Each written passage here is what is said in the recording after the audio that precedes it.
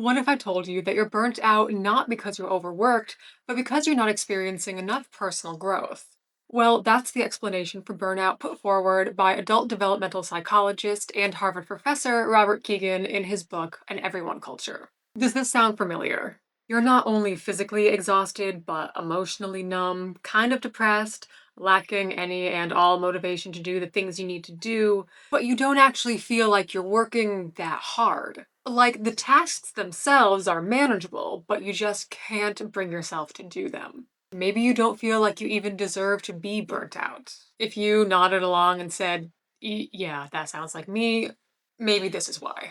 So, Dr. Keegan's whole thing, the core of his work, is the idea that human beings continue to grow cognitively even after physical growth has stopped in adolescence, and this cognitive growth can continue for the rest of our lives. Rather, it's not just cognitive growth, as in getting smarter, but more specifically, growth and development in meaning making, how we make sense of ourselves, the world, and our place in it. According to Keegan, burnout happens not just when you have too much work to do, but when you're ready for the next phase in your cognitive growth and development, but you're not presented with the appropriate opportunities to do that. There's a mismatch between what you're ready for and what the external world is asking of you. So here's a basic general example. You start a new job and spend the first few months learning the ropes and getting comfortable with your duties. You're learning new things, and that feels great, all is well. After a year or so, you've mastered your job, you're ready to go to the next level and enhance your skills, but that opportunity never comes. Your boss keeps assigning you tasks that you've already mastered, so now you're bored out of your mind. This situation, according to Keegan, would be a recipe for burnout because you're trapped in your comfort zone.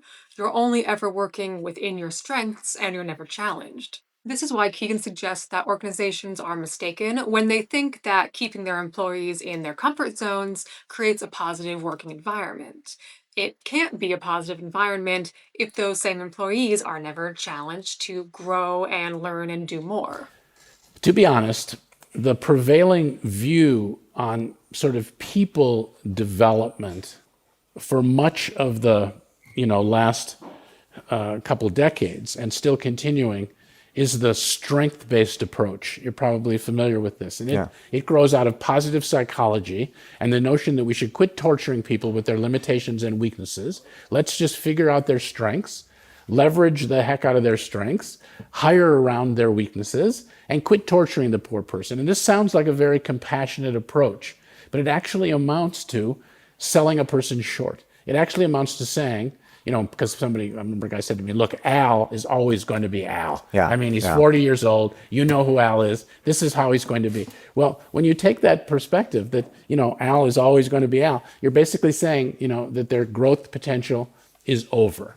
And that actually is the kind of thing that leads to the devitalization and disengagement which we see in such large percentages at work today, because not enough people actually feel that work is a place where they can experience their own growth. That is the number one most precious income people seek from work, whether they know it or not. Of course. So, if that's the comfort zone, on the flip side is what's called the snap zone. This is when the developmental mismatch goes in the opposite direction and you're presented with a job that you're not yet skilled enough or competent enough to handle.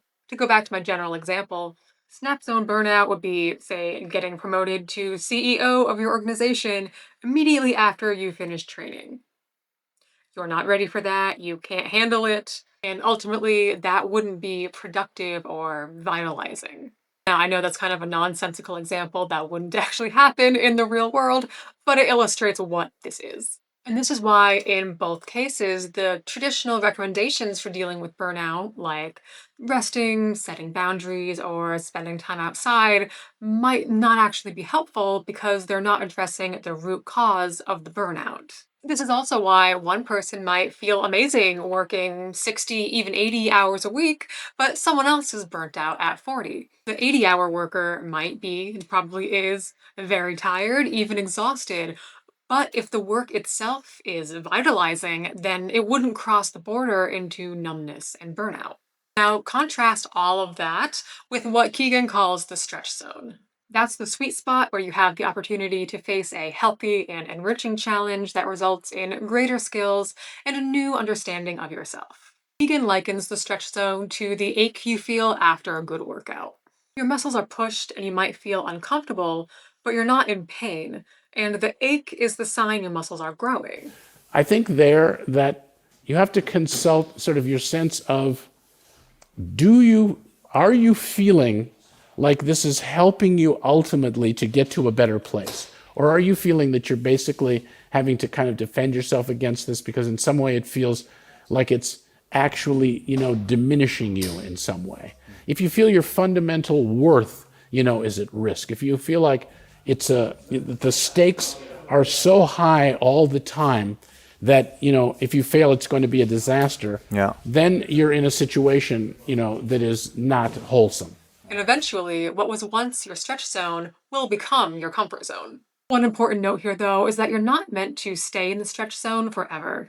You're supposed to switch between stretch and comfort regularly. Burnout happens when you only ever find yourself on either extreme end. But real quick, I want to take a moment to thank the sponsor of today's video, Scrolly. Scrolly is a physical screen time blocker that doesn't let you cheat.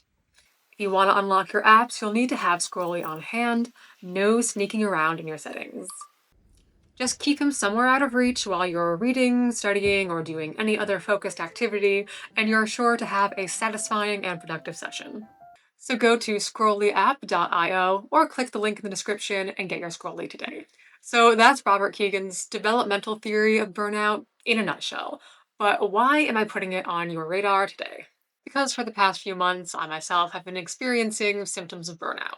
Loss of motivation and inspiration, dreading any and all work-related tasks, anxiety when forcing myself to do those tasks, constant exhaustion. But my circumstances don't exactly line up with the more usual understanding of burnout. I'm not a single mom who works 2 jobs. I don't do manual labor. Neither my work nor my content creation are inherently stressful. There is enough time in the day for me, but that didn't matter. So then after doing some research on burnout, YouTube actually recommended the video that I clipped earlier of Kegan's theory, which is a rare example of the algorithm really hitting a home run. And that was the light bulb moment for me, the missing piece. It made me realize that, okay, it's not that I'm overworked, it's not that I'm not skilled enough to handle what's in front of me, it's that I have a need and that need is not being met. It told me that I'm developmentally ready for something more than what I have, and that made perfect sense. So I figured if I'm at least moderately well-ish read in psychology and human development spheres, and I've never heard of this, but I needed to hear it, then maybe you do too. Now, my main little issue with Kegan's work, insofar as I read it, is that the practical advice for dealing with this kind of burnout is aimed more towards like leadership professionals who are trying to design their organization to foster their employees' personal growth than the employees themselves who are experiencing the burnout. And this is especially an issue for those of us who are maybe on less traditional or more creative career paths, and therefore are less likely to have a corporate team managing us that we can turn to. So what do we do? Well, while being in an environment that is designed to intentionally and consciously foster our personal growth is ideal, I personally believe that we each have a part of ourselves that already knows exactly what we need, and we can access that through a little bit of introspection. So here are a few questions I asked myself when figuring out how to move forward, and I hope they might be of some use to you too. And full disclosure, I came up with these with some help from my therapist, so credit where credit is due. Is there a physical circumstance that's no longer working for me, and am I postponing changing it? So this is the biggest one for me, and also far and away the most complicated. I cannot work from home anymore. It is not a lifestyle that's beneficial for me. I need to leave my house and interact with humans screen-free. If you're the kind of person who just loves working from home and thrives, more power to you. I wish I was you.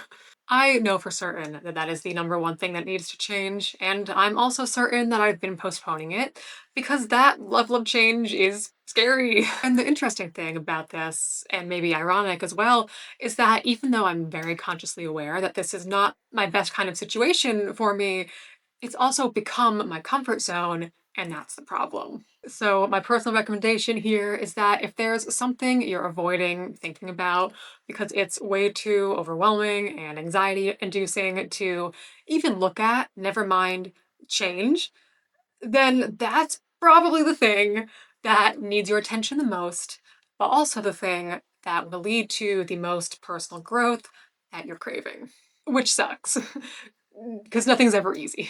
When was the last time I was stretched in a way that felt meaningful instead of draining? How can I recreate that? For me, I think that was when I started my Substack newsletter last year. I think it's been about 9 months now. That was the first time in several years that I shared my writing publicly. And it was nerve wracking and nauseating, yes, but also very clearly the next thing I needed to do in order to push myself one step further towards my ultimate goal of a writing career. Now, 9-ish months later, while feeling this burnout, it occurs to me that I can recreate that feeling by doing the next step and opening up a paid membership tier on the Substack. And although I'm nerve-wracked and nauseous again, it is the most obvious next step at this point, but it's not so far outside of my comfort zone that I snap. The snap zone in this case would be, say, jumping from not sharing my writing at all to opening up one-on-one coaching services that I charge $500 an hour for. I don't know what I would be coaching, but that's a thing people do that I could not. And while we're here, if you're interested in the Substack membership, I will link the announcement post with all the details down below. The paid tier is going live either the day that you're watching this or it did the day before. No pressure. I know that the tube and the stack are kind of two separate things, but one of the perks is ad-free access to my videos, so that's just something to consider. What's one uncomfortable step I could take where the potential rewards of growth outweigh the discomfort of action? Or put more simply, is there something you want to do that you're scared to do? If yes, you should probably do it, especially if it's something that you know for a fact would be good for you. And my answer to this one is pretty similar to the last one, but not quite the same. I want to, and I think I'm ready to just about start submitting my writing to publications again. Not only literary magazines, but also like online publications on a paid freelance writer basis. As scary as it is to get back into that process, I know, of course, that the worst thing that could possibly happen is that I hear the word no probably several or many times. But then hearing yes just once, the joy of that is more than enough to make all the discomfort of the submitting worthwhile. In fact, I think this is a pretty great example of the shift between comfort zones and stretch zones that Kegan talks about. A little over a year ago, not sharing my writing at all was my comfort zone, and the stretch was sharing it publicly in a space that I alone control. And then after a while of that, writing on the blog became the comfort zone, and then the stretch became just believing that my work has value and then asking for it. In the not terribly distant future, hosting that paid membership will be more of my comfort zone, and then sending my work to, platforms that I don't control and where I can be rejected is the stretch. And then eventually that will be more comfortable and there will be something on the other side of that. But then conversely, if I'd gone from not sharing my writing at all to sending it to the New Yorker, I would have ended up in the snap zone. So all of that is to say, discovering Keegan's concept of burnout was not only eye-opening, but also relieving. And I hesitate to use the word empowering because I think it's become just a little bit cringy nowadays and lost most of its meaning, but kind of. This concept shifts the power dynamic from your environment or your circumstances onto you. It's not then that your situation is too much for you or that you're not equipped enough to handle it, but instead that your situation is not enough or it's misaligned, and that means that you have the power to change it. Maybe a less like motivational speechy way to say that is that Keegan's concept of burnout helped shift my focus away from, what is, excuse me, can you tell when I'm like going off the top of my head here? It helped me shift my focus away from what is my environment, my situation doing to me, to what do I need that it's not giving me? And for me, at least, that helped me feel like, okay, there's a way out. I can carve a path out of this, even if it's going to be difficult and complicated and scary and all of that. It's not that my circumstances are just crushing me and I need to figure out a way to deal with it. I hope that made sense. And as my therapist told me just last week, if you can A, acknowledge that you have a need, and B, identify what that need is, then you're already halfway to getting that need met. So, to wrap things up, I don't mean to suggest that Kegan's personal development theory of burnout negates the more mainstream overworking theory, and I don't actually think it does. Rather, they seem to me like two layers of the same problem: the surface level wear and tear and the cracks in the foundation. You may well find that rest, reevaluating priorities, setting boundaries of your work life balance are indeed the remedies that heal your burnout.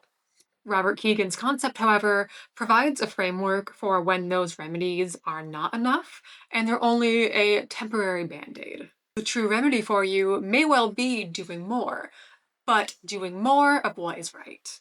Before I let you go, I do want to note that burnout and depression are two different things that are easily mistaken for each other and often overlap because burnout can cause depression. And now I'm not a psychologist and can't tell you whether you're experiencing one or the other or both, which is why I do recommend talking to a professional who can help you figure out what's going on if you're so able. But generally speaking, I'll say that if the feelings of being unmotivated, sadness, lacking in energy are affecting areas outside of your work life and are diminishing things that usually do feel good, then it may be more than quote unquote just burnout. Well, that is it for me today. Thank you so very much, as always, for spending your time here. I'd love to know what your thoughts are on this concept, and I'll post some more resources in the description, a couple things I read, some videos I watched about it, etc., because this just made absolutely perfect sense to me, and I'm very surprised that this is just not a more mainstream and common idea because it just seems kind of obvious once I heard about it. So I'm very curious if you relate to any of it, if it resonates at all. If you enjoyed this video, please consider giving it a thumbs up. That is the easiest and fastest way to help support the channel. And if you're in the mood for another one, you might enjoy either of these videos. Once again, thank you for being here. I hope you have a lovely rest of your day, and I will see you in the next one.